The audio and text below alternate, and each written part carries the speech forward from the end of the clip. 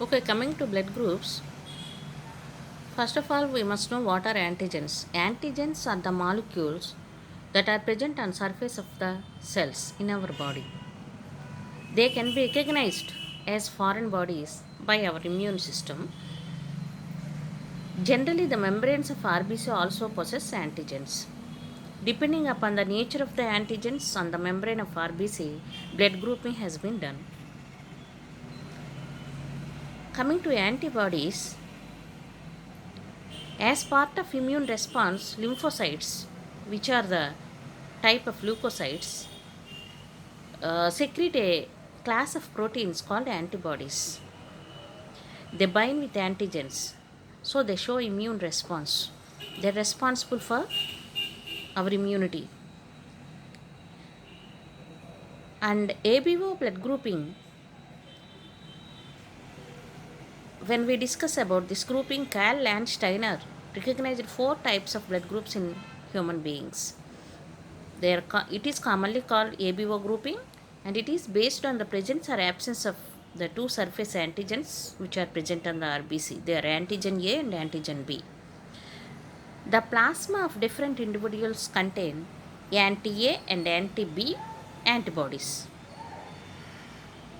If an antigen is present on the RBC, the responding antibody must be absent from the plasma. For example, antigen A is present, antibody A must be absent. If an antigen is absent on RBC, the corresponding antibody must be present on the plasma. For example, antigen B is absent on RBC, but the antibody B must be present on the plasma. Coming to various blood groups here and the antigens and antibodies, blood group A persons contain A antigens on their RBC and antibody B in plasma, and blood group B persons contain antigen B on their RBC and antibody A in their plasma.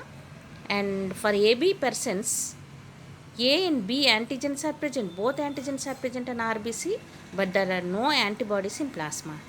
Whereas O group persons, they have no antigens at all to react, and they have both antibody A and antibody B. If any person gives blood to them, they will react with the corresponding antigen. So they cannot accept blood from any other group except O.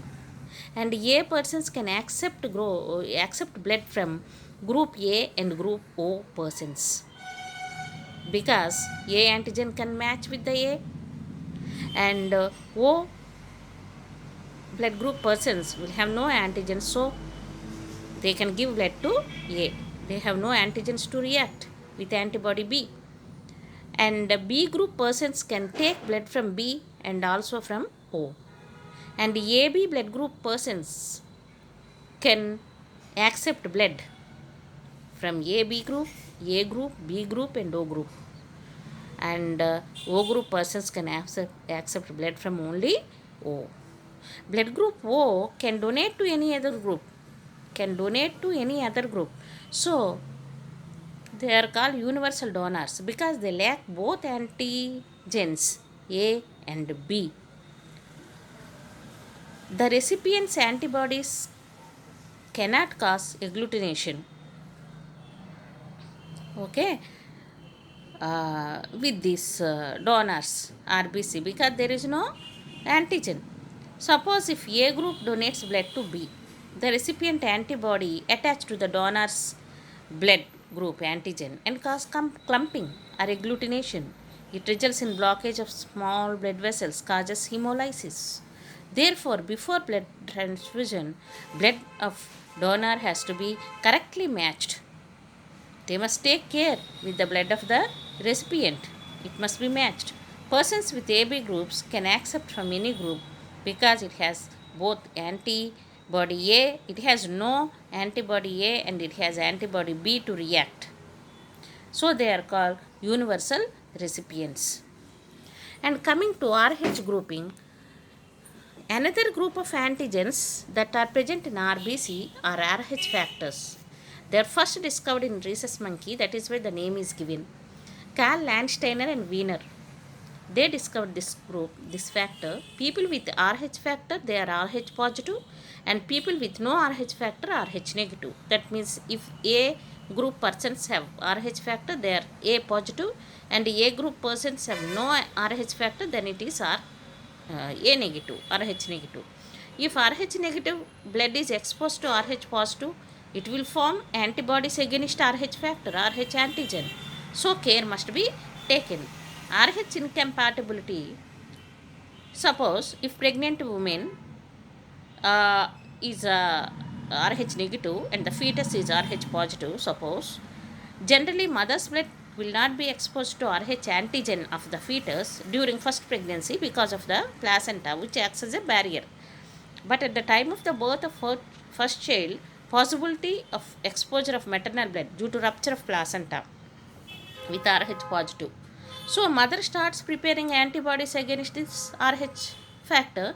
These antibodies cross placenta during subsequent pregnancies and cause hemolysis or agglutination of Rh positive RBC of the fetus. This is very fatal to the fetus and it may cause anemia or jaundice.